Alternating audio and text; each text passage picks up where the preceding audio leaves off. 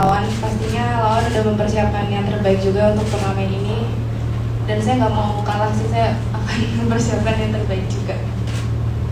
Siap, oke. Terima kasih Georgie. Terakhir buat Daniel ya. Kemarin memang di turnamen Singapura juga kondisinya kurang optimal. Juga tampil di Malaysia dan Singapura. Ketika akan tampil di Kapal Api Group Indonesia Open, kira-kira gini, bagaimana kondisi terakhir dan persiapannya?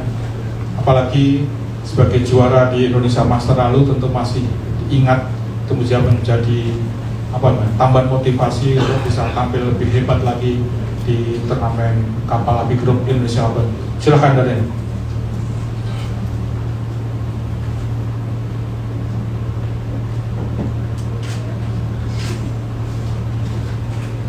Ya, kondisi saya sama Leo belum 100% maksimal, tapi ya kita di sini mau ngasih yang terbaik buat Indonesia, walaupun kondisi kami kurang baik, tapi kami berjuang untuk Indonesia bisa supaya kami bisa kasih yang terbaik buat Indonesia. Baik, terima kasih. Itulah Daniel Martin yang memberikan penampilan terbaik bagi Indonesia. Baik, kita akan segera membuka sesi tanya jawab. Silakan teman-teman media. Oke, silakan. Bukan media dan namanya Mas. Terima kasih, selamat siang. Saya Arif Pribadi dari Raja Wali Televisi. Pertanyaan saya untuk atlet-atlet Jojo, kemudian Siti Fadia, Georgie dan juga Daniel. Untuk target pribadi di event Indonesia Open 2023 ini seperti apa? Kemudian khusus untuk ini Neng Georgie, melihat dari performa yang cukup menanjak beberapa turnamen terakhir dari sektor ganda putri yang selama ini kita tahu sektor ganda putri, sektor tunggal putri yang selama ini mungkin dilihat sebelah mata, namun Georgie mampu, kalau kata badminton lovers istilahnya sobat weekend. Beberapa turnamen terakhir target di Indonesia Open ini seperti apa, dan bagaimana strategi untuk mengalahkan ataupun ketika bertemu dengan pemain 4 dunia, sebut saja ada Akane, kemudian Chen Yufei, An Seong dan juga Tai Tzu Ying. Dan juga untuk Daniel, saat ini sektor ganda putra tengah menjadi sorotan, yang biasanya di turnamen-turnamen ganda putra selalu menjadi tumpuan Indonesia, tapi selama tur ASEAN ini sedikit ada penurunan. Bagaimana Daniel melihat kans ganda putra, dan terkait dengan peta persaingan ganda putra, kemudian melihat ganda putra Cina saat ini, Wang Chan dan pasangannya yang notabene itu masih satu landingan dengan Daniel yang tengah menanjak, bagaimana melihatnya? Terima kasih. Ya, silakan jawab. Siapa dulu? Target putra. Oke. Dari mana? Dari kiri dulu. Oke, Fadia. Dari mana? Oke.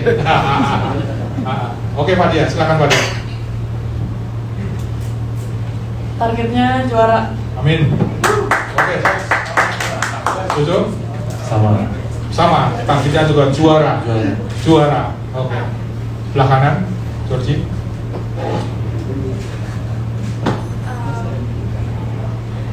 Mau memberikan yang terbaik dan mau mikirin per matchnya dulu, karena lawannya semuanya susah. Tapi punya target sendiri sih untuk menantang diri sendiri untuk bisa lebih jauh lagi. Baik. Ada strategi khusus tadi untuk melawan 4 besar itu? Jujur mereka itu pemain yang bisa dibilang punya konsistensi yang sangat tinggi di setiap turnamen. Pastinya itu semua yang mereka punya tuh levelnya tuh tinggi semua, nggak cuma mungkin level permainan, tapi mungkin mental dan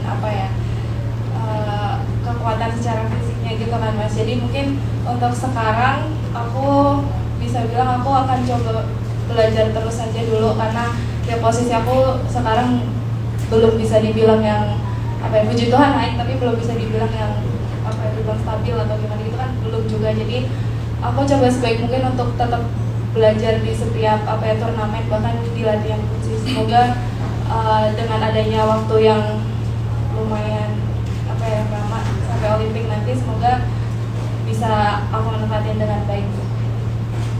Oke, terima kasih. Mana Daniel? Petanya seperti apa sekarang di sektor ganda putra? Ya mungkin beberapa pertandingan terakhir ganda putra hasilnya kurang maksimal ya, karena apa ya, di masing-masing dari kami tuh kondisinya belum 100%, masih banyak ada yang kendalanya dengan cedera. Tapi ya untuk di Indonesia Open ini kami siap tampil maksimal buat kasih yang terbaik buat Indonesia, khususnya kami ganda putra pengen tunjukin kalau di Indonesia Open ini kami bisa ngasih hasil yang maksimal. Oke, terima kasih. Berikutnya, oke, silakan dibantu mic-nya. Selamat siang, saya Revi dari Harian Kompas. Mau tanya, pertama untuk keempat atlet, lebih ke bagaimana mindset kalian gitu menghadapi turnamen ini, apalagi kan ini perhitungan untuk poin Olimpik ya. Lalu kedua untuk Jojo kan di awal tahun ini meraih juara Indonesia Master ya, tapi setelah itu di turnamen-turnamen selanjutnya hasilnya kurang maksimal.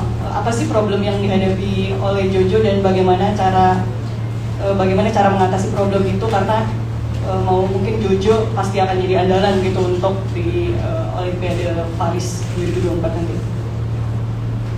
Baik, langsung jawab, silakan.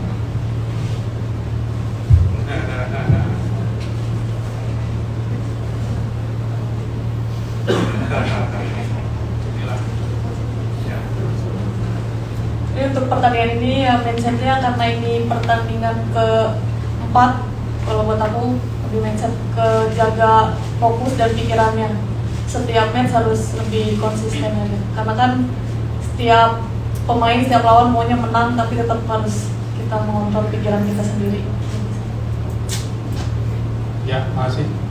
Jadi, mindsetnya seperti apa? Kurang lebih sama Fadia, munculnya di pikiran sih, karena biasa kalau pikiran kita kuat dan kita bisa mengendalikan diri, bisa bikin bagus dan enak mainnya juga sih. Ya, amin. Semoga di Indonesia Open semuanya bisa keluar. Gimana Jo sekarang? Nunggu, oke, ya. Ya, kalau dari mindset sama lah sama Fadia sama Gregor juga. Ya kan kita latihan bareng tim squad. Ya paling sama tadi pertanyaan kedua,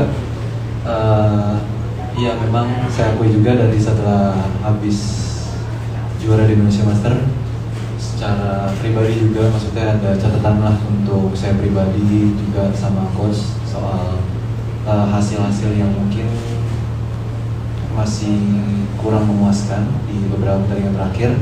Tapi ya ada beberapa hal yang menjadi catatan juga sama Pati, dan itu terus kita kembangin lagi, kita perbaiki lagi, dan terus berusaha juga untuk pertandingan-pertandingan yang ke depan. Jadi tetap memaksimalkan kesempatan yang ada juga dan berusaha yang terbaik sih itu aja. Ya, terima kasih. Ada lagi? Silakan. Oke, silakan Pak. Daniel Osalil masih ketinggalan tadi. Iya. Silakan Daniel. Ya mindsetnya sama aja kayak yang ketiga tadi. Udah Daniel ya, maaf Daniel. Silakan. Baik, terima kasih. Saya Timur Arif dari Indopos Online, Info ID. Pertanyaan saya untuk Mbak Siti Fadia. Di awal kemunculan kan Mbak Siti bareng Mbak Apri cukup spektakuler ya dengan permainan speed and powernya. Kemudian bisa langsung masuk ke 5 besar dunia gitu. Namun belakangan terakhir sepertinya musuh-musuhnya sudah mulai membaca nih permainannya dari Mbak Siti yang speed and power tadi. Pertanyaannya sebetulnya bagaimana nih strategi Siti ke depan kalau ngobrol sama Evian nih, kira-kira masukan Evian seperti apa ke Mbak Siti gitu, mengingat mungkin teman-teman atau lawan-lawannya sudah pada membaca ya tekniknya dari Mbak Siti sama Mbak Apri. Kemudian kalau Mbak Siti Fadia melihat drawing Indonesia Open kan ini babak pertama lawan Jerman, kemudian babak kedua mungkin akan bertemu sama pasangan Thailand, dan yang ketiga nih quarter final akan ketemu sama Yuki Sayaka dari Jepang. Nah, mungkin ada strategi khusus nggak melawan pasangan Jepang ini yang kita kenal sangat ulet? Terima kasih. Oke, silakan Mbak Siti. Mbak Fadia, Pak. Lebih ya. Siti nanti artinya Manchester City. Ini Mbak Fadia aja ya. Terima kasih. Ya kalau dari pola permainan pertama muncul kan emang lawan-lawan belum tahu. Ya mungkin sekarang kan karena lawannya itu aja di setiap pertandingan nggak ada yang berubah, lawannya pasti dari ya masih itu aja sampai seterusnya. Mungkin ya akhir-akhir ini kita kurang konsisten. Sebenarnya kalau kebaca atau gimana, kita juga sebenarnya udah sama-sama tahu juga pola lawan kayak gimana. Jadi bukan lawan yang baca pola kita, cuman kita kurang konsisten aja di akhir-akhir ini. Sama kalau masukan dari Kodi ya tetap harus percaya diri terus, karena terus dan menikmati setiap prosesnya. Kalau mikirin lawan sih satu-satu dulu aja per match dulu, karena kan ya lebih ke pikirannya dijaga, fokus dulu, jangan yang terlalu menggebu-gebu, tetap dikontrol dulu. Sudah. Oke, satu lagi. Oke, silakan ada. Saya mungkin mau tanya ke Pak Ahmad. Pak, ini tiketnya berarti totalnya setiap hari menjual berapa tiket sih Pak, dari online maupun yang offline, berapa tiket yang dijual per hari? Kemudian tadi Bapak bilang ini adalah laga Indonesia Open orang. Itu udah confirm Pak, tahun depan apakah itu udah confirm tahun depan bahwa Indonesia Open akan digelar di Indoor Multifunction Arena Stadium yang baru jadi Pak? Baik, saya jawab yang terakhir dulu Pak. Kalau buat confirm atau tidak, selama stadion ready kita pasti pindah ke sana Pak. Karena dari kapasitas yang dilihat di sini, saat ini kita hanya bisa memakai kurang lebih 6.000 seat Pak. 6.000 seat kapasitas dari 7.000 yang ada. Dikarenakan 1.000 itu kita pakai untuk keperluan FOH Pak. Jadi adanya kamera, kemudian adanya bagian perangkat pertandingan yang harus ada di setiap tempat, sehingga mengurangi kurang lebih 1.000 seat. Nah, dengan adanya stadion multifungsi yang baru, kita harapkan kita bisa pindah ke sana, karena kami melihat sendiri dari animo masyarakat membeli tiket sangat besar. Artinya para badminton lover yang mau menyaksikan pertandingan ke stadion itu animonya sangat besar, sehingga kami akan pastikan kalau memang lokasinya tersedia, kami akan pindah ke Indonesia Arena yang baru. Ya tadi mengenai jumlah tiket kurang lebih 500 sampai 600 yang saya sampaikan ke Bapak tadi. Di sini karena kapasitas kurang lebih 6.000 seat, jadi kami masih punya alokasi 10% di antara 500 sampai 600 tiket. Demikian penjelasan dari saya. Terima kasih. Baik, terima kasih teman-teman media, dan demikian acara press conference Kapal Api Group Indonesia Open tahun 2023 sudah berakhir. Namun sebelum itu kita akan menutup dengan sesi foto bersama. Mungkin silakan Pak Arlan berdiri, Pak Dia, Ibu Ria Mariska juga. Ya. Mana nih enaknya?